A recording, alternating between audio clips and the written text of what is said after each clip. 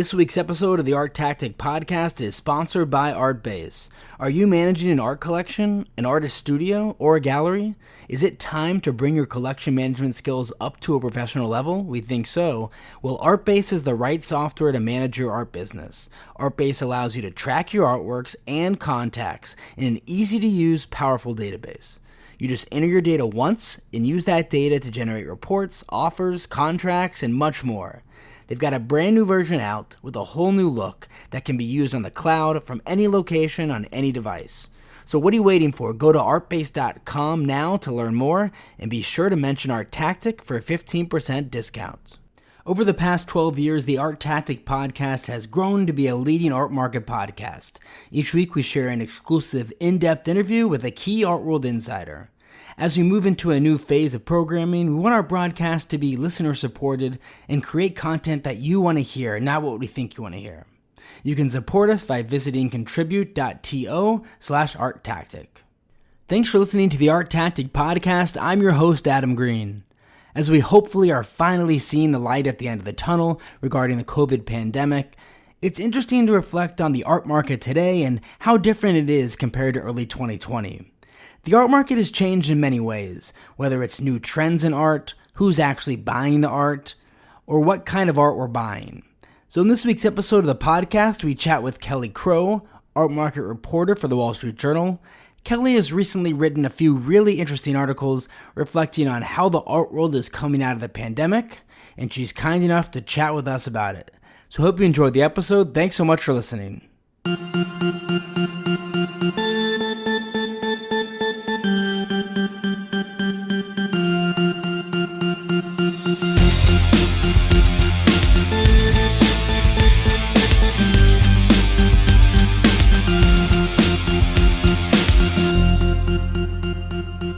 Kelly, thanks so much for joining us.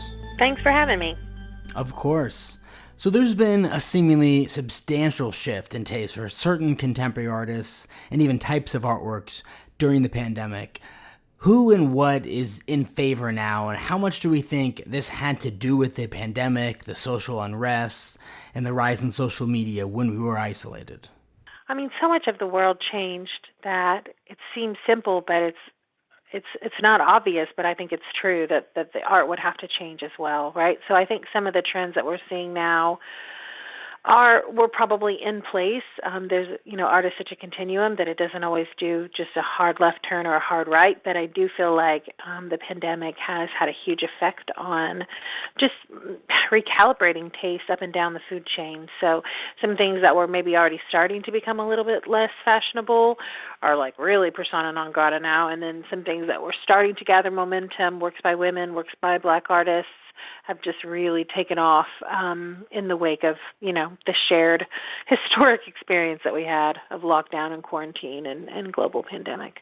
Yeah, and at the same time, as you touched on, there's been a certain number of artists who have actually experienced significant market slowdowns. In one of your recent articles in the Wall Street Journal, you detailed Jeff Koons' softening market as an example of one of several more established artists whose markets have declined the past few years.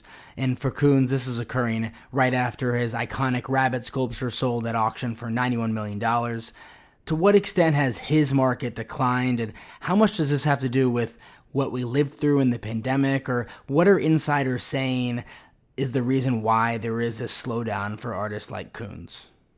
It's interesting. I do feel like during the pandemic, the demand for huge, shiny sculptures that you would put on your plaza or that you would really sort of put to impress maybe other people seemed to sort of fall out of favor and pieces that were intimate and figural and pieces of, that showed people, right? Because we were sort of missing seeing faces. We weren't really seeing that many faces. And so, people were gravitating to, Alice Neal and Dana Schutz and sort of people who paint people, right? A lot of the Black artists that are doing really well today are painting, faces, Jordan Castile, right, paints, faces that we see, in Harlem and faces that she, shop owners and the like. And so I think that with Koons, on the one hand, there's nowhere to go but down when you're on top, right? When you're the most expensive living artist, the bar is uncomfortably high to sort of keep that momentum, and it's probably unfair to ask an artist to sort of climb the mountain and stay there the entire time. But when your works are selling for $90 million and you're alive, the pressure is really on to maintain some sort of a momentum. And the trouble is that his works take a lot of time and require a lot of effort, right? They require a lot of, major pieces require, until now, right, a payment plan where you had to sort of, make payments on a thing that you might not see for years and years and years. And some collectors, even before the pandemic, had started to bristle at that because they were like, how many decades am I going to be paying on this thing before I can actually enjoy it? Other people would finally get their piece and then have to, sell it to sort of, I don't know, just their life or tastes or investment ideas had changed. And so it's, I think he's such an ambitious artist. And yet so much of what he does is shiny and mirrored and has a very specific aesthetic, right? And so you are constantly going to have to find collectors who are seeking a little bling in order to keep feeding that beast. And apparently Larry Gagosian and David Zwirner weren't enough. The engines, those are huge, massive engines of pipeline. But I guess he felt like he needed to go to Pace to sort of mix it up. I'm hearing that, just as Larry told me, that he was beginning to sort of reconfigure the contract with Koons to absorb the fabrication costs up front. At least he was proposing that. That might actually make things happen a little faster if it wasn't on a payment plan. And I've been assured by Pace that while the mucky details aren't sure, that they are going to be making sure that his current lineup of pieces get made. So I just think, he's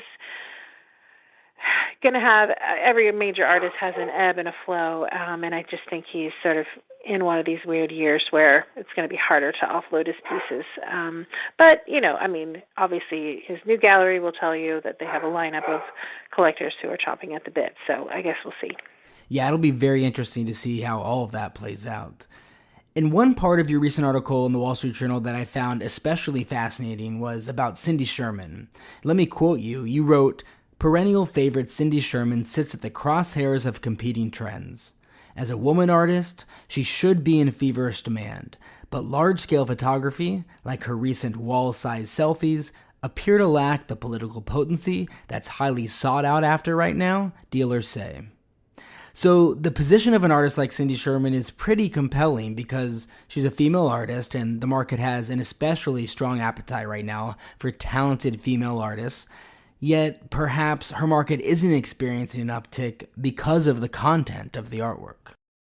Yeah, and I think it has to do with scale as much as subject matter. It's strange. I feel like a few years ago, every auction catalog we saw had a Thomas Struth, had a big Sugimoto, had big Cindy Sherman's. If you remember her exhibit at the MoMA a few years back, the pieces themselves were almost wall size, the photography, right? And that was really in style for a while, and I just think sometimes tastes just change, and large-scale photography's had a hard go. I'll also say that I think the picture generation has had kind of a weird go. You see Pace taking up Robert Longo, some of the other Metro Pictures artists as picture generation artists, even Richard Prince is having a tough time. So I think some of it's just, what's in fashion and what new collectors, right? And a lot of them are, young folks sort of making money in China and elsewhere in the East. And so what kind of works are they gravitating to, right? And so the kind of coy, conceptual pictures generation, wittiness, maybe that's not translating as well right now with newer wealthy collectors. They want something either lush and beautiful or more easy to digest or just different, right? And Cindy Sherman should be benefiting as a woman, but she also hasn't been absent in the way that like a Grace Hardigan has, right, or Alice Neal. She has been a presence, continues to be. I think I would even kind of lump her in the same strata as like Tracy Emin in terms of an artist who hasn't. It's not like she's a rediscovery, right? So she hasn't fallen off the map and been prized as sort of a newfound thing, and so maybe some of that familiarity her being in the ether is also, maybe breeding a little contempt. I don't know. I'm sure it'll pass because she's hugely important and influential. But I was surprised that nobody really wanted her piece that Christie's put in May, and that just was kind of like the, I think a warning shot that, people are looking elsewhere currently. And I know this next topic, it's been discussed ad nauseum, but you touched on NFTs briefly in your article. Do you have a sense to what extent the mainstream art world, whether it be collectors or galleries, are embracing NFTs? I think that is the big $10 question right now. I think that definitely galleries are rushing to accept cryptocurrency. So that is, I think they're more willing to accept cryptocurrency right now, perhaps than NFTs. There are galleries like Lehman Open and Pace and others that are accepting cryptocurrency. Even Christie's and Sotheby's. Christie's told me they had done nearly $100 million worth of deals just in the first half of this year alone, through sort of by accepting Bitcoin and cryptocurrency and Ether and all that. So I think your money will spend in the art world, whatever form it is. I think the big question is sort of when will NFT artists get that respect that they're craving beyond their sort of core peer group. And I think museums play a role in that because museums have really not, because of all the market froth, right? They haven't really weighed in, aside from maybe the new museum, on the merits of some of the pieces that have been sort of really sort of championed by the market. So I am genuinely curious to see. Museums may not be so interested in the digital, the buying and selling, the trading mechanism, right? The way that the pieces are bundled. But I'm curious if I start seeing exhibitions that include artists, like if you're going to have a figuration show or a show of portraiture and maybe some of the portraits, right, are digital, and they happen to be NFTs, then I think that would go a long way to sort of encouraging collectors and curators to sort of take those pieces more seriously. So I think, like anything, it's kind of a Wild West moment for NFTs, and a lot of things are getting shaken out. A lot of the norms are still getting settled. A lot of the roster is still sort of shaking out. And I do feel like the cream will rise to the top, and I feel like, museums, I'm sure, and curators are trying to figure out sort of, the wheat from the chaff, if you will. And I think it's really only when you get some institutional support for some of these artists, or at least sort of top tier gallery support, that regular everyday collectors will start to sort of take these pieces more seriously. But this is fun. I mean, how often, right, in our world, and all the time that I've been covering it, has a whole new sort of asset just sort of mushroomed into the playground, right? That we all mix in. It's kind of fun to sort of have that energy and watch even the speculation. Although it's dangerous, I wouldn't put my father's retirement money into a ton of NFTs, but I also wouldn't tell him not to play if he found a piece that he loved. So it's kind of just sifting. I think we're in just a real sifting period for NFTs. You also reported on Christie's robust first half numbers.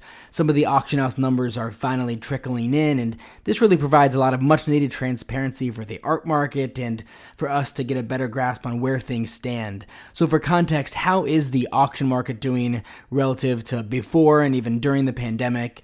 And how much does the Asian millennial buyer have to do with this? Yeah, honestly I thought it did surprisingly well. When I saw that Christie's had sold $3.5 billion in the first half, I mean, you're going back to 2012, 2013 to get those kind of numbers.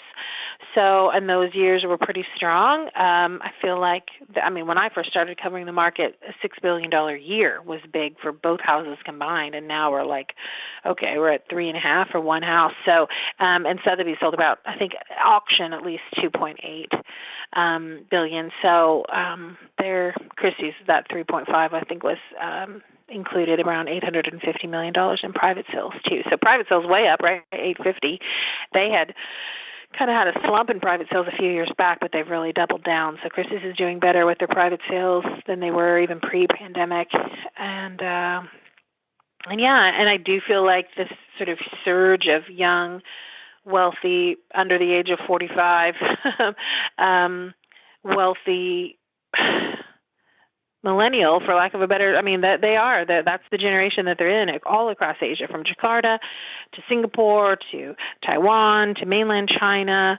You just have such a huge generation of often second and third generation wealthy, right, young people who have grown up, right, going to Art Basel, Hong Kong, who have grown up sort of seeing the Long Museum come around, watching the Freeport go up in Singapore. And for them, art is a part of their life, and they're buying what they like. I mean, if you look at sort of the sales figures for a guy like Mr. Doodle, right, like your mouth will drop. It's just amazing how they are already sort of reshaping and putting values on things that they like that may not dictate to Western taste, but we'll probably all have to catch up with them at some point, because that's just, we tend to follow the money, and they are learning and growing and buying what they like, but they're not just buying, Asian art anymore. They're buying everything. And I get tickled, but I love how, they've so quickly shifted from Cause and Eddie Martinez to now they're buying, Black artists, and they're buying, they're bidding up Kerry James Marshall, and they're bidding up artists that are very American and telling a very American story. So not even a global story. They're very interested in artists who are painting, what's cool and happening here in America. So, yeah, I mean, gosh, where do you take the really good pieces are going all over the planet now, and so I'm very curious to see how their tastes reshape what we think is cool, and certainly it recalibrates the price levels for artists across the board when they're bidding across the board, and not just on their own home artists. Yeah, I remember a decade ago, probably longer actually, talking with galleries and auction houses about what their strategies were for how they could entice and educate Asian collectors so they would start collecting non-Asian contemporary artists. And we've really come a long way in not that long of a time. I remember going to Hong Kong, and suddenly every gallery that was there had just suddenly, adding Chinese artists to the roster, right? Or you had Anselm Kiefer painting Chairman Mao right into paintings, and you were just kind of like, what? It felt so overt, right? The hunt felt so overt for their attention, and now it feels much more organic, and it feels like they're finding the artists, and that consigners and auction houses are much more willing to put a piece into a sale in Hong Kong without feeling like that's a last-ditch resort sale. That's proving to be a smart move a lot of the times, and I think the Asian buyers are recognizing, oh yeah, we're where it's at right now. So yeah, you should bring your basket out to us. We're going to buy it. If you bring it over here, we're going to buy it. And so it's not sucker money, but it's certainly they're much more invested in the whole range of what the art market is selling and producing rather than just their own Asian works of art. And I think that's, that can't help but be good. It's really fun to watch it unfold. It's going to be a very busy second half of the year for the art world, as so many art fairs and different events are squeezed in to the second part of 2021. What are a few of the major areas that you'll have your eye on during this last part of the year? Yeah, I'm very interested to see how the art world, right, which was such an event-driven ecosystem, how sort of it begins to reconvene. Because you can go to museums now pretty easily. You can go to galleries. We've seen now with Frieze that it's possible to go to an art fair. And I think we all had fun sort of getting back together again. But, Basel in September will be really interesting to watch. I feel like really Art Basel in December will be the bigger test of sort of the art market's, the art world's sort of full strength as far as maximum capacity. September might feel a little soon to go to Europe, and there are some quarantine restrictions for some countries, but I feel like Miami in December will be really interesting to watch. I also think people are kind of keeping an eye on the major houses in New York just to see how does it feel to sort of get everyone back in a room. So Phillips didn't end up allowing a lot of bidding in the room in June, and so that's really pushed the higher stakes moment again to sort of back into October, November. So last year again was so fractured. The houses were just kind of doing catch-as-catch-can sales every other month, and it was pretty splintered. Did well, but was pretty splintered. And so I think I know that Christie's is working to sort of reconfigure their sales room there in Rockefeller Center to allow for more people. So I'm curious to see sort of how many people they'll allow back in and what that experience will look like, right? How long will it take before we feel comfortable sitting shoulder to shoulder? I think it'll be a while, and so what form does that take, and what freedom does that give the auction houses then to sort of not be beholden to that calendar, right? Like in what ways are they going to be flexing by offering or trying to offer live stream sales that don't require us to be there? And maybe collectors, have gotten really used to live streaming.